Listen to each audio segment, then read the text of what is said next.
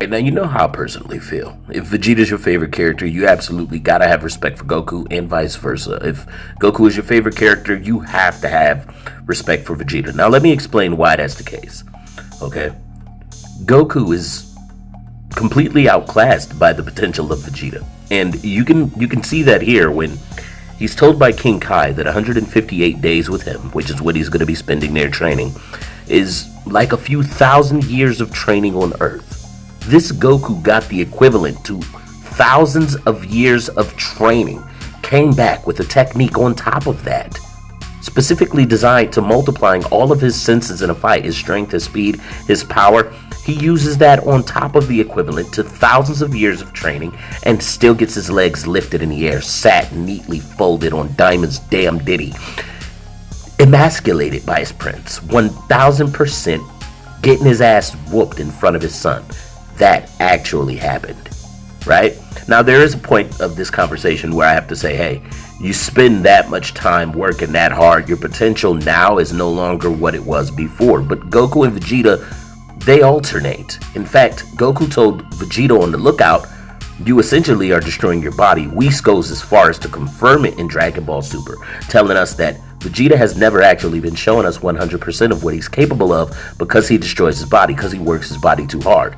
Undoubtedly a bad habit obtained from trying to get his freedom from Frieza, trying to get strong enough to get his freedom from Frieza without Frieza doing to him what he did to the entire planet.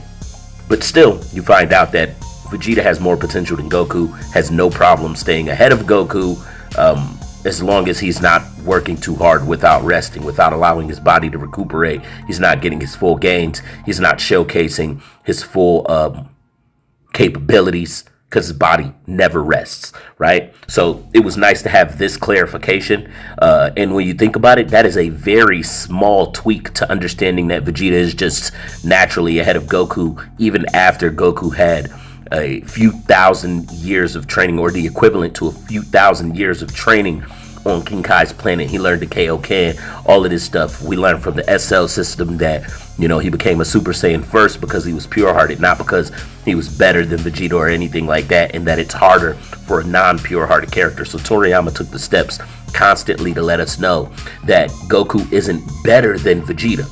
He is fortunate for the path he was privileged to take that gave him certain advantages, certain things that were advantageous in comparison to what Vegeta had to deal with. Also, Vegeta survived things, you know, Goku could not survive Vegeta's path. There's also a Dragon Ball wish made to help Goku thrive in life, where Vegeta literally complains about that. Check this out.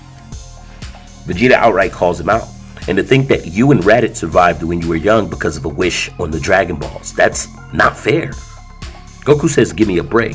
He also then afterwards says, how is this any different from how you spoil your daughter? And Vegeta says, the one thing is not related to the other. Me spoiling my daughter, taking care of my daughter is not the same thing as me gathering the Dragon Balls and wishing for them to thrive. This is basically Vegeta just acknowledging, like, bro, I was bugging for no reason. You are literally no match for me. You have been pampered and been guided by, like, this is divine intervention. Led you on a fortunate path, and it was so fortunate, and you still couldn't whoop me. Still can't whoop me. I'm still ahead of you. I'm still putting UI Omen to shame with Super Saiyan Blue Evolution. I'm then putting MUI to shame with Super Saiyan Blue Evolution. I'm then stronger than MUI. I'm still in this. I'm constantly moving forward and proving myself. And I didn't get my potential unlocked like Gohan. I didn't get my potential unlocked like Gohan. I said it twice because it happened twice. I didn't go to King Kai's and get the equivalent to thousands of years of training. Okay, I've been proving myself, right? Y'all went nuts for Gohan's body gains. Okay, I overturned that with 3 years of training just in preparation for the androids. Would completely dominate future Gohan, would completely dominate the androids over there, was even with Android 18. And we could have beat her if we jumped her, even though the others were literally no match for her. Just because I was even with her. Android 17 states this, right? So just completely letting us know that as Toriyama was moving, despite all of the suggestions, despite the, hey, at one point I didn't like Vegeta, clearly Vegeta ended up becoming one of his favorite characters, because he continuously put in, and even if that wasn't the case, Toriyama showed that he could keep it real, at least to his intentions in the series, in the story. Goku was never better than Vegeta.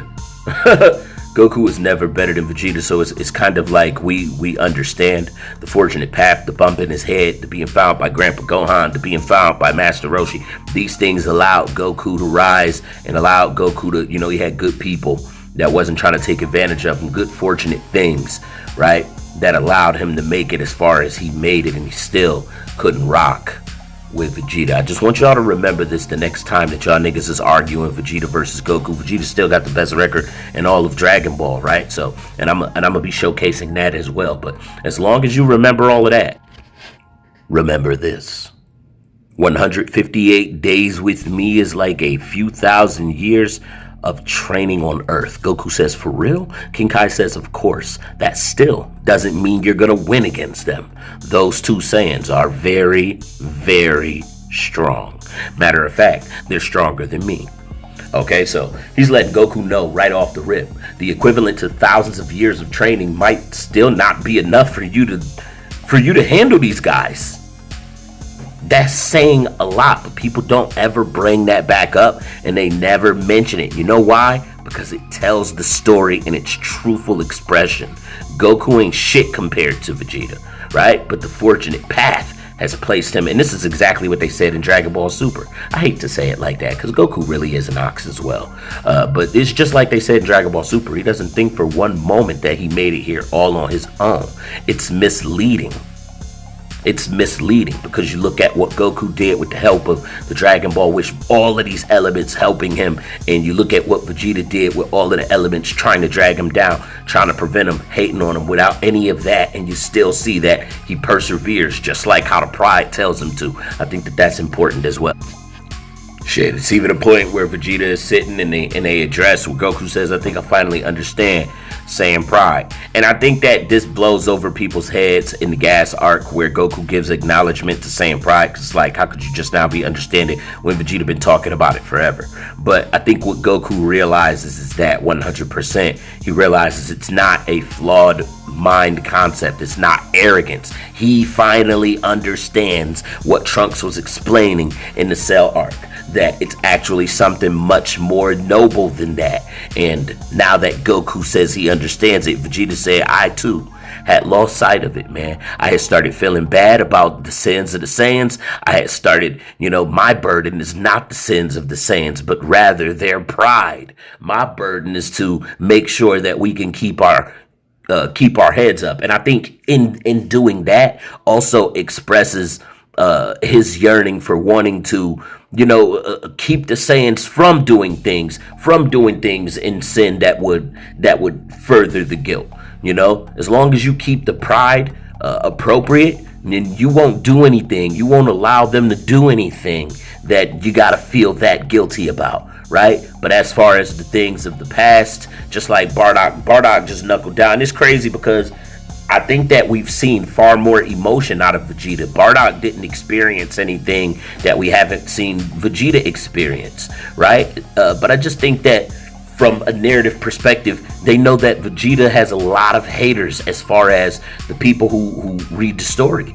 And these people hear something from Vegeta and they don't want to validate it. If they see that it's an element of the story that is substantiated elsewhere, they'll accept it. And so they accepted it. Goku accepted it. Vegeta also was like, I had temporarily lost sight of it for real. Why did it have to be your father to teach me this? And they laughed about it. So y'all let me know how y'all feel about this basically ending the comparison between Goku and Vegeta. However, they still both share the #1 spot. You continue to build potential as you're moving forward, as you're working, and this exclusive tier of hard work, and they've continued to do that. Goku has continued to do that, so he's continued to build potential like Vegeta has, and it ain't never over as long as you're doing that. But what I'm saying is, there ain't no way you can invalidate the fact that Goku trained for thousands, or with the equivalent for thousands of years, and Vegeta didn't. And with the fight record between them, nigga, that's saying a lot. Thanks for being such a great fan. Backshot Sally. Clapping you up!